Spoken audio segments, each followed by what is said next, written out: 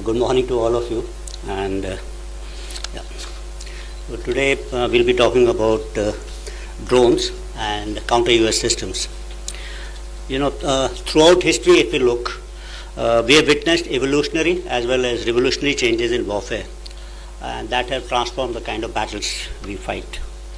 Change is either evolutionary, something like Charles Darwin spoke about, natural selection. Gradually, it happens over a period of time, and then there is a revolutionary change, which happens all of a sudden, something like an ice age which comes, and people who are not adapted to it or not used to that particular environment, they go kind of extinct. So evolutionary changes have made weapons and war fighting equipment, smaller, faster, lighter, more efficient, more affordable. Long back we had rifles which were much weighty, they were large length. We have now shorter, lighter rifles, longer ranges. There's much more cheaper. We can fight at night. We can fire them at night. Similarly for tanks and aircrafts, we made them affordable. They're lighter, yet they maneuver very fast and they afford more protection.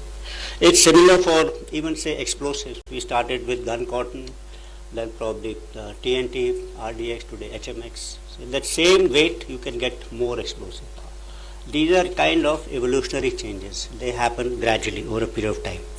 On the other hand, revolutionary changes, they impact the very character of war, necessitating organizational, doctrinal, functional, structural kind of changes, and they need new ideas, innovations, imagination, and new kind of thoughts. So advances in, say, this all has happened, and this has introduced those three revolutions in military affairs, which I have been talking about in large number of seminars and talks. And first, as Delhi speak about that first revolution in military affairs due to advances in surface mobility and aerial mobility, and that changes the way we used to fight. And second revolution in military affairs was basically due to advances in communication and ICT technologies, which again network people, you could take faster decisions. And we always say that we are at the cusp of a third revolution, which is being introduced for a data-centric kind of warfare, because the advances in artificial intelligence, machine learning, data analytics and all. So these are kind of revolutionary changes. So when we talk about drones, what do you think these are? They are introducing kind of evolutionary change or a revolutionary change in warfare. I think their development is kind of evolutionary, but their employment has been very, very revolutionary as far as warfare is concerned. Initially, the development was for small applications, limited ranges, restricted payloads. As the realization of the scope of deployment, utility and success increased, Army started using drones in a revolutionary kind of manner. And you've seen this in number of wars which are being fought by us. Their utility grew many folds, from being simple means of transportation, photography or videography, to becoming cost-effective force multipliers for modern warfare. Their unbridled and rampant use in modern-day conflicts proved not only their utility but also their ubiquity. They augment manned systems and enable militaries to conduct simultaneous operations across multiple domains with fewer resources and minimal danger to human lives. If you see a human being, means our cognitive thinking, we have always looked or preferred things which are, you could say faster, bigger, more sophisticated, more costly. We think that these are systems which are far better. Even if you look at the motto of Olympics, which says, Citius, Elitius, Fortius, which means faster, higher, stronger. It's in our DNA, it's in our system that we think that this is better. But look at a drone, which is the antithesis of what we are thinking. It's smaller, unimaginative, very, very clumsy. Most of them, the drones are not even aerodynamic. They're cheaper, they make a lot of noise, and yet they're effective, and they're unsophisticated, inexpensive. I think this is their USP, that it is beyond the conventional thinking. It beats conventional thinking. So this, I think, is very, very important. So let's look at unarmed aerial vehicles. That includes drones from a factual and conceptual viewpoint. Factually, drones are a proven reality. We know that they have widespread utility in recent conflicts. demonstrate how drones can shift tactical balance disproportionately to their size or price.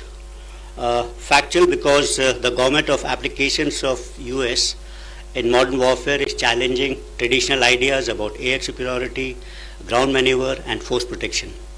Swarm tactics, autonomous and intelligent operations, MUMT, asymmetric drone warfare are making large platforms vulnerable and driving militaries to rethink the conceptual aspects of air doctrines, development of a counter US system and adaptive rules of engagement. So in the conceptual realm, if you look, we always thought that airspace was one, it was kind of indivisible. And it's there where manned aircrafts traditionally dominated battlefield. So this used to be there till about 18 kilometers or 60,000 feet or so.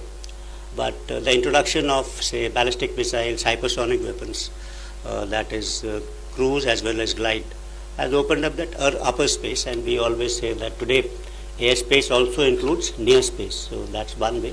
But you look at the bottom side of it, that the lower space, which is below 50 meters. Now this is getting congested, and this requires a special kind of a treatment and understanding, because this is where most of the combat is taking place when we talk about these drones.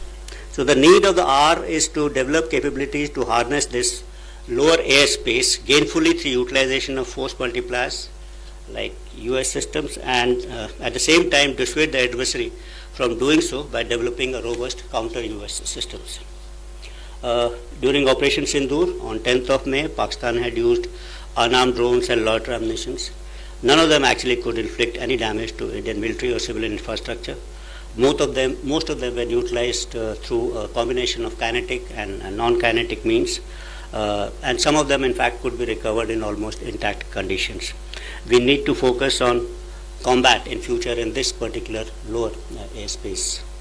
The ability to use LEO satellites for control of USS, enhance communication and navigation services, and increase the range and functionality of drones manifold. Conventional drones that work on principles of line of sight data link are limited in range and capabilities. Let's now talk about counter US system and a counter US grid.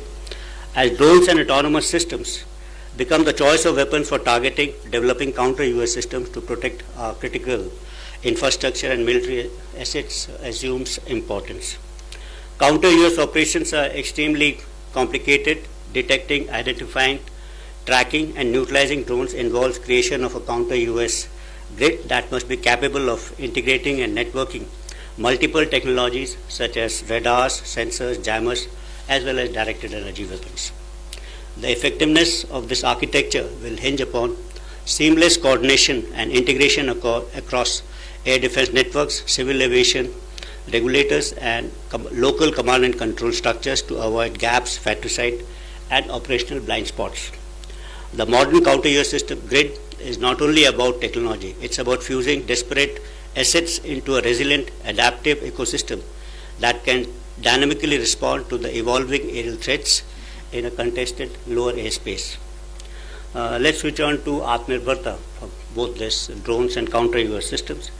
Operation Sindoor has showed us as to why indigenously developed counter-US systems and counter-US systems built for our terrain and our needs are crucial. We cannot rely on imported niche technology that are crucial for our offensive and defensive missions. We must invent and build and safeguard ourselves. Dependence on foreign technologies weakens our preparedness, limits our ability to scale up production, results in shortfall of critical spares for sustenance and round-the-clock availability. Another important aspect of this capability is that foreign weapons and sensors, their capabilities are known to all, and adversaries can predict our tactics and doctrinal concepts based on the capabilities of this particular system. So you may have today on very modern aircrafts air-to-air missiles, so say ranges are known to us, so are they known to the adversaries also.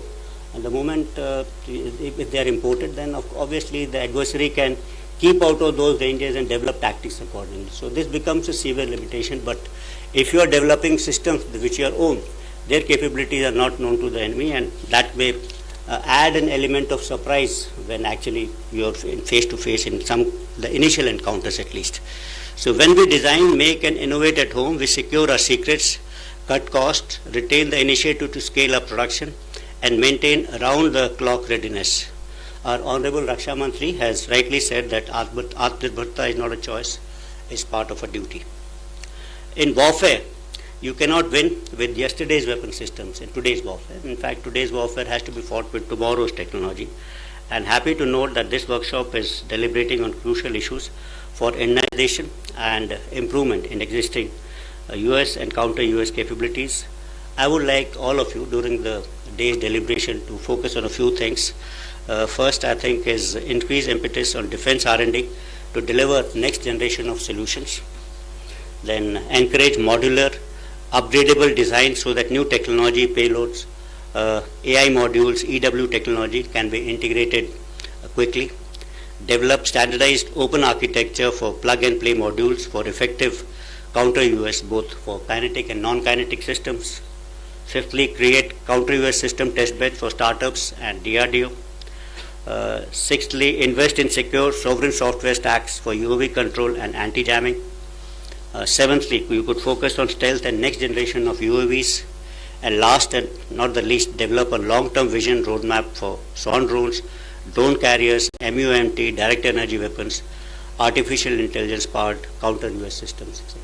And so, towards the conclusion, I would say that this one-day workshop being organized by the Office of Scientific Advisor to CISC in collaboration with CENJOS is a much-needed steps towards evolving strategy to make India self-reliant and future-ready in counter-US and US technologies. I'm also very happy to note that the exhibition is being organized on the sidelines of this workshop to provide an opportunity to the industries to showcase their products to the users.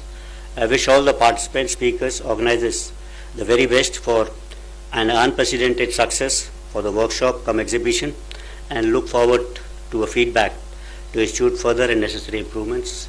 Then I will have a small little submission.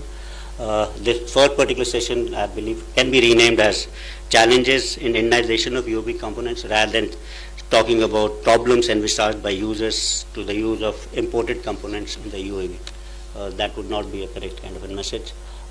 Thank you, ladies and gentlemen, for a very, very patient hearing. Thank you.